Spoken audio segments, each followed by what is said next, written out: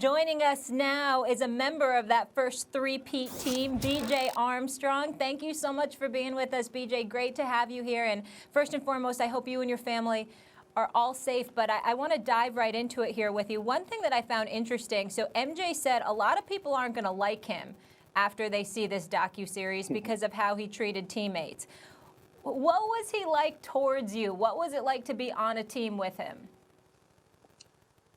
Well, thanks again for having me. Well, that's a big question, and for all of us who've had a chance to play with him and been around him, you know the competitive spirit. We've all heard the stories about what he would do and how detailed he was to things that he wanted to do and wanted to accomplish. So he was very, very competitive.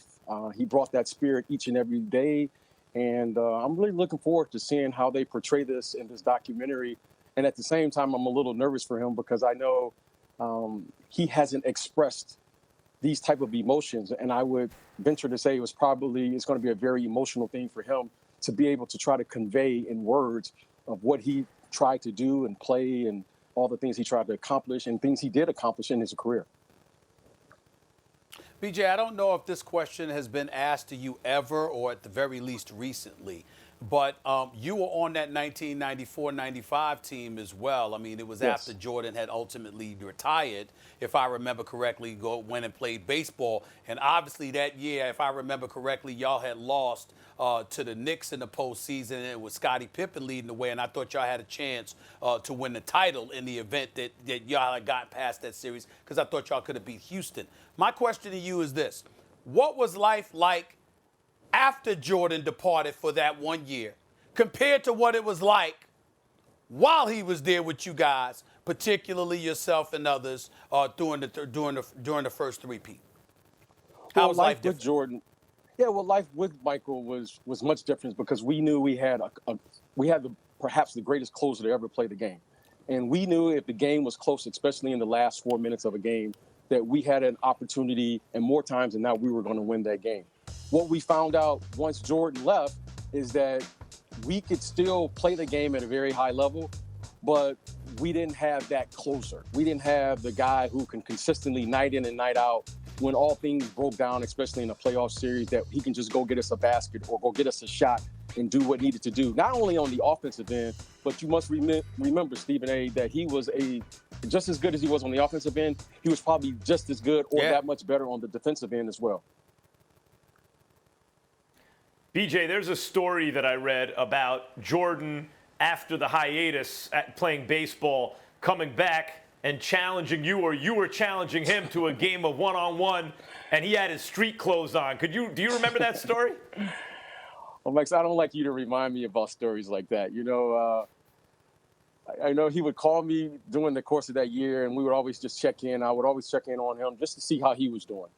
And he called me one day and said he was in town and would you want to go to breakfast? So I said, sure.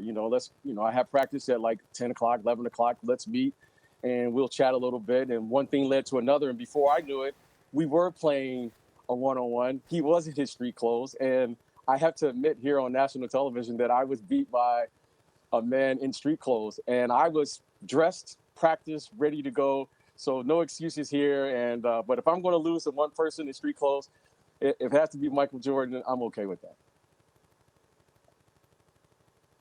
That's a great story, and I don't think that's embarrassing by any means at all there. BJ, I want to get your thoughts on a topic we debate here often on the show, and we've been asking some of Jordan's other teammates this, but obviously we debate a lot. Who is the greatest of all time? Is it MJ, who you played with, or LeBron James? Yes, I am going there. I see your face.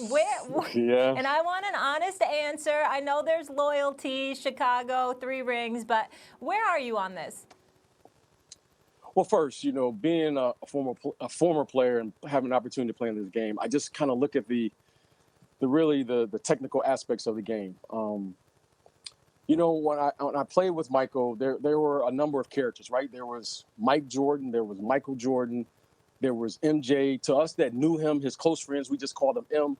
And then there was another character that to me separated him from everyone else, and that was that black cat. And that cat, because Stephen A. covered him for many years, knows that character played, and he was cut from a different cloth. He was something entirely different. And that character, when he was able to access that energy and play the game with that kind of primal instinct, that it was really, there was nothing in between. Winning and losing, that wasn't really what he was trying to accomplish. He was playing the game to really take your spirit. And he played the game in a way that I've never seen before. And I think to all of us who played with him, played against him, he had a look that was just a little different. And to that player, I don't know. I've never seen that with another player. I think there have been some phenomenal talents. You know, some of my heroes growing up, you know, whether it was Larry Bird, Dr. J, Kareem, I certainly acknowledge and admire these players, these current players today. But I saw a man do something I've just never seen before, right? And he did it night after night after night. And for that reason, you know, Michael Jordan has really done something to me that I've just never seen. And it's hard for me to say it because, you know, I played in that league. You know, I was able to win and play the game against some of the greatest players ever.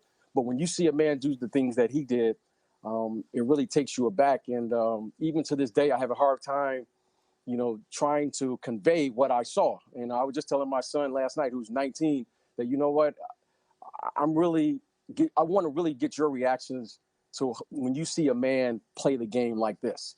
And he's something different. He's something special. And I'm really looking forward to seeing this. Thanks for watching ESPN on YouTube. For live streaming sports and premium content, subscribe to ESPN+.